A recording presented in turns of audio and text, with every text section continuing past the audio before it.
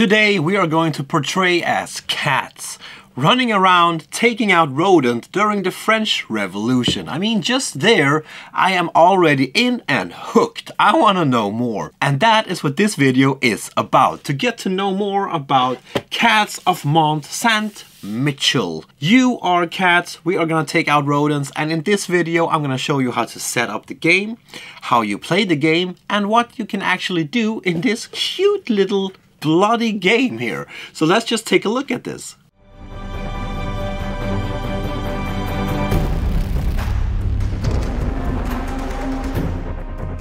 The first thing the players need to do is to choose a cat they would like to portray as and take that figure. Now this here is your dashboard, and up here is your health track. At the start of the game you have 9 health, so you should place a little wound token on number 9 on this track. Out here is our skill slot. This is where we will place any skill cards that we have earned during our game. Now, this is the first scenario, so we do not have any skill cards yet. Down here is our armor slot. If we have any armor, we would equip it here. And we can only have 1 armor card here at the same time. Over here is our weapon slot. This is where we will place any weapons that we find or get during our missions. Now here we can equip up to 2 one-handed weapon cards. But if it is a two-handed weapon, well, you can only have 1, because you only have 2 hands. And down here is the loot slot.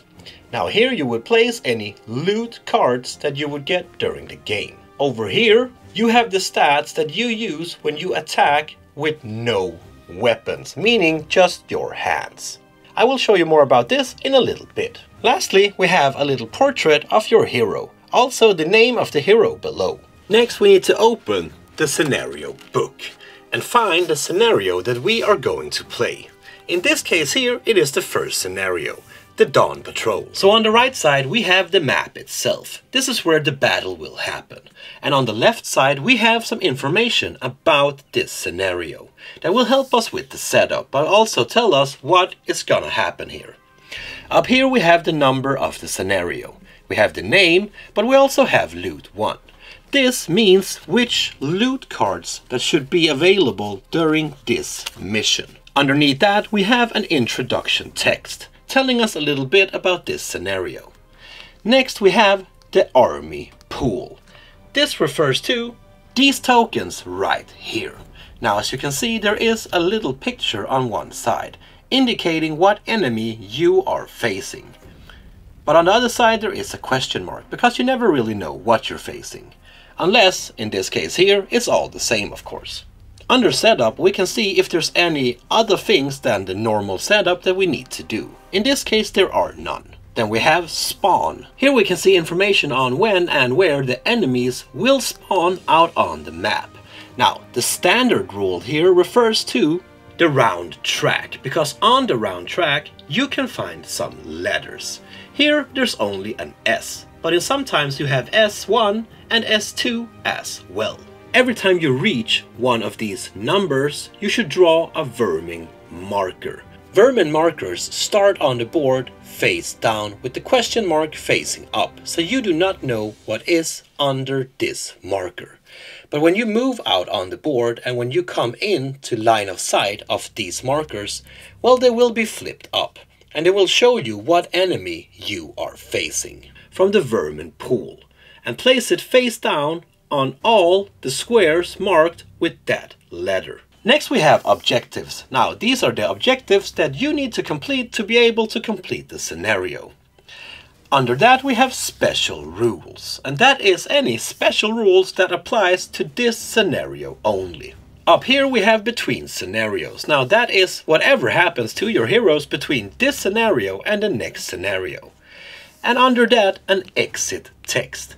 This is really the book telling us what we have done and what might happen next. This game is played out during a series of rounds and turns, where the players take their turn to try to take out the rodents and do the objectives, and then the enemies, meaning the rodents, trying to, well, stop us on our way. Now, during each of these scenarios, we will go through a series of rounds, and the rounds are tracked with a little round tracker here. Each round is divided into 3 different segments. First we have the initiative segment, then we have the turn segment, and then we have the exit segment. Now, let's take a look at the first segment, the initiative segment. This is where we try to figure out if we or the enemies should go first. To do this, we need to take 2 different colored die, choosing one color for the cats and the other for the rats, and then we need to roll them together. We need to subtract 4 from the vermin's die, and then see which result is higher.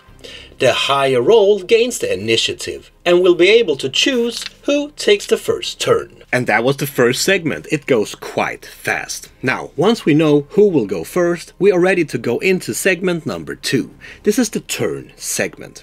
And the way we would do that is that the ones that go first will do all of their actions to the fullest, and then it will move on to the next ones. Meaning that if, for example, the cats would go first, well, then we would activate all the cats. And once we have done that, we would move on to the vermin, meaning the enemies. And then they would do all of their actions.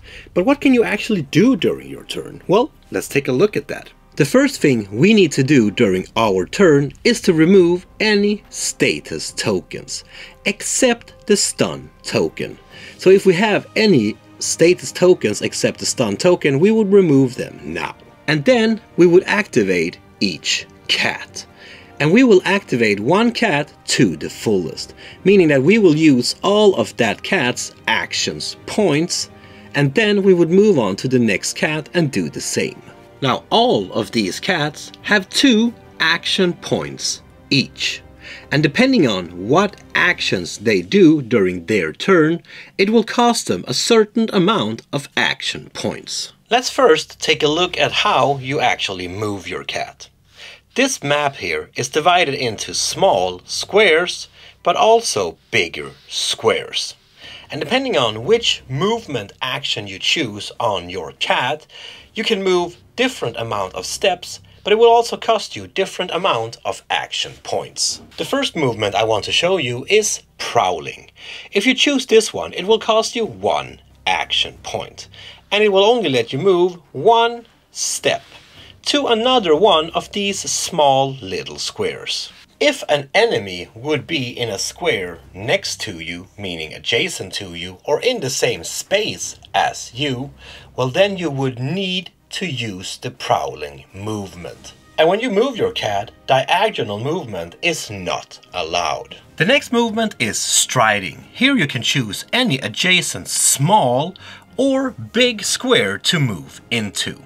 If you move into another big square, you can choose any of the small squares in that big square to move into. This will cost you 1 action point. The last way of moving is pouncing. Now, pouncing will cost you 2 action points, but it will also let you move up to 2 big squares away from your starting position. And once you reach your destination, you get to do an attack on an enemy with a range 0 weapon. So this one can be quite effective. But again, you cannot move diagonal. And that was the movements you can do. But you can of course do more, because you can also pick up items out on the map from the same square that your cat stands on. And this will actually cost you no action points at all. Then you need to find that card from the loot deck and place it into your loot slot or equip it to your hero on your dashboard. Now you may rearrange your cards on your dashboard freely anytime. To pick up items out on the board will cost you 0 action points. But when it comes to these little loot tokens here, the little blue ones, that requires a search action to be able to pick up that loot token and will cost you 1 action point. Now, if you pick up a little loot token here, if you're standing next to another cat out on the board, you may exchange items with each other for 1 action point, meaning that you can transfer an item between these 2 players. Of course, both players need to agree on the trade. You can't just take someone's stuff, man. So you can pick up loot from a square that you are in, but you can actually also search or investigate a square that is adjacent to your cat. This will cost you 1 action point, but it will let you pick up any loot that is just out of reach.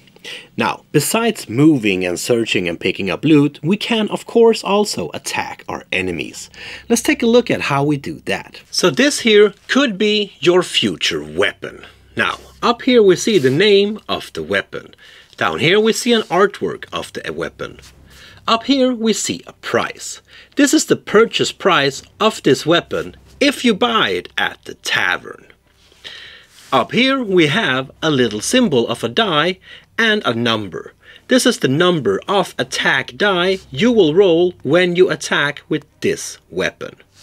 And down here we have the hands, or in this case paws, that you need to use to be able to carry this weapon. Here we have a stun value. This is the range of numbers you need to roll to be able to stun your enemy. Beneath the stun we have the damage value. And this is the roll that you need to exceed or match up with to be able to inflict a stun and a wound on your enemy. And lastly, down here we have this distance. This is the range this weapon can reach in big squares. And at the bottom we have some extra rules. This is any other special rules that this weapon might have. Depending on what weapon you're firing with, well, you will of course have different amount of range. Range 0 would be the same big square that you are standing in. Range 1 would be 1 big square away, adjacent to the one you're standing in, not diagonal. And range 2 or more would be either 2 big squares away, adjacent, or 1 big square away, diagonal. Before we can attack our enemy, we need to make sure that we have line of sight. Now, line of sight is basically your hero being able to see your enemy without any terrain being in the way. And if we look out on the terrain, we can actually see that some of the terrain has this little border here. Now, the yellow ones here are hindering terrain. Any attack that is into or through a square outlined in yellow gets a -2 to the result you roll on the attack die. But if you attack from a square that has a yellow border going out, you do not add the -2 modifier because, well, you are inside the hindering terrain, shooting out. The red ones are blocking terrain. Here you cannot move through it and you cannot attack through it either. Blocking terrain can be anything from closed doors, walls, or just items out on the map outlined in red. So if your line of sight passes through anything that is outlined with red, well, you do not have line of sight and cannot attack. Now, once we know that we have line of sight, we also need to make sure that we are within range of whatever we are attacking. Remember, the range was this number down here. 2 big squares away from the attacker. Meaning that in this case here, well, we have line of sight and we are well within range, so we can start to attack. So our next job is simply to roll the attack die to see whatever number we get. Next, we need to take a look at our weapon card to see what type of damage or stun we did. If we got a result from 6 to 8, well, then we only stun the enemy. In that case, we should place out a stun token on the enemy. But if we got 9 or more, as we actually did in this case, we will stun and wound the enemy. Meaning that then we should place out a little stun token here and also apply the wound to the enemy. If we manage to completely defeat the enemy, well, they go away from the map. Some of the weapons will have an area of effect value.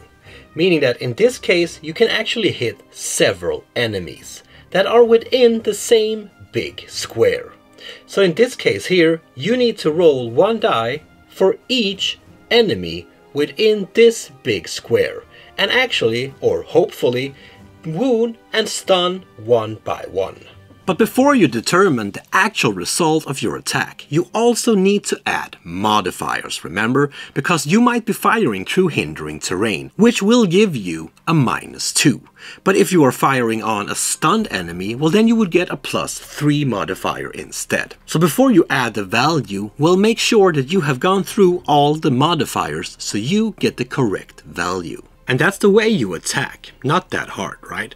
But if you use a firearm or a crossbow, they will need to be reloaded every time you use them.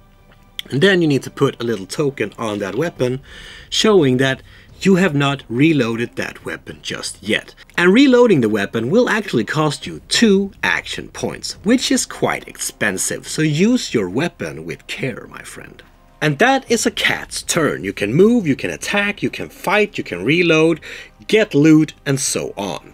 Once all of the cats have activated in turn order, well, it is the vermin's turn. So now it's the vermin's turn, meaning your enemies. At the start, during the first scenarios, they will only have 1 action point. But as the game goes on, they will of course become stronger and stronger. Now, when we activate the enemies, we first need to see if they can attack any cat. Because if they have range and line of sight, well then they will attack that cat. And they will attack it just as the same way when we attack the enemies. Roll a die, see modifiers, and so on. But if they cannot reach and attack a cat, they will move towards the closest cat. If they still have action points left, well then we will go through this again. If they can attack, they will attack. If they cannot, well then they will move instead. It's not that hard. Once all vermin figures have been activated out on the map, and if the round tracker hits any of the S symbols on the round track, we need to spawn some new vermin figures. We need to spawn some new enemies. We need to draw vermin tokens from the vermin pile. We need to draw a vermin token from the pile. And then we need to place out the vermin token on the map face down, on the same corresponding space matching the round tracker. And that's the way a round works. Not too hard, right? You either activate the enemies or your cats first, to the fullest. Once that is done, well then the other activates. Once you have done your turns and everybody has activated, well then you move the little round tracker down here. If it hits an S, well then you spawn new enemies out on the board, face down, remember? Whenever you come in line of sight of those tokens, well, a new enemy will appear on the board. And this is the way the game goes on until you hopefully manage to resolve and complete the objectives.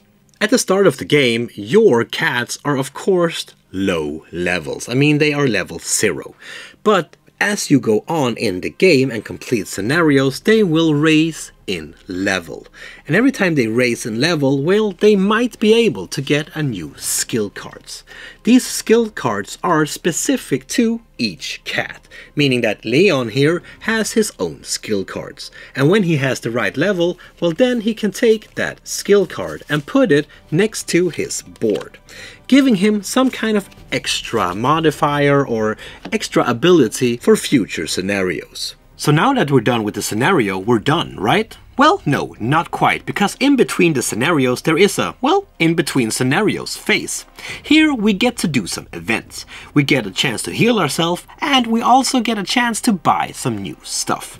Now, as I said, this is just a prototype, so I actually do not have the events here. But in the finished game, there will be event cards that at random determines which event that will happen. Plus you will get a chance to heal your wounds by using any of the little healing potions that you might have gotten. And lastly, purchase new stuff. Now, from the loot deck that you have just used in this scenario, you will draw 5 cards. And if you get any item cards, you can buy them for the value stated up in the left corner. Now, if you don't get an item card, you should take that card and shuffle it back and draw a new one until you have 5 item cards where you can choose to buy from. And that, my friend, is how you play the game. If you have played other dungeon crawlers before, this won't be that hard for you to understand. But if you have not played any other dungeon crawlers before, this is a great game for you to start playing dungeon crawlers, because it's not that hard, there's not that many extra rules, and the game actually scales up. I mean, you actually do not need to learn the rules before you start playing it, because the game itself will take you through the rules. Which means that you did not need to watch this video at all, but hey, we had fun, right? Now, as I said before, this is just a prototype that I have gotten here. I have received the 3 first scenarios, and that's pretty much it. The rest is in secret. But so far, I need to say that I really enjoyed the game. I like that it's not too heavy, it's not too much extra things. This is a nice little game that you can just take up anywhere. I mean, the board is actually the book itself, so the setup time is basically minutes. Goes quite fast, does not take too much space for you to bring anywhere if you want to do that, and it's a nice little game that you can just throw some die, kill some vermins, and explore the story. And that, my friend, was Cats of Mont Saint Michel, that will be out on GameFound quite soon. Like I said, this is just a prototype. Some things might change from this video here until you get it on the table. But I gotta say, my first impressions of this game was quite good. I really did enjoy this. You could play this with your kids, because it's not that graphic, horrible, or anything like that. It's really just a nice little dungeon crawler where you sit down to just have a good time and explore. If you want to know more, well, check out the links down in the description, and it will take you straight to whatever you want to know. If you like this video, well, I guess you could like it. I guess you could share it with your grandma, or maybe comment on it. I don't know what you want to do. But most importantly, my friend, please remember to keep on spreading that board gaming love I know you all have. Peace out, my friend.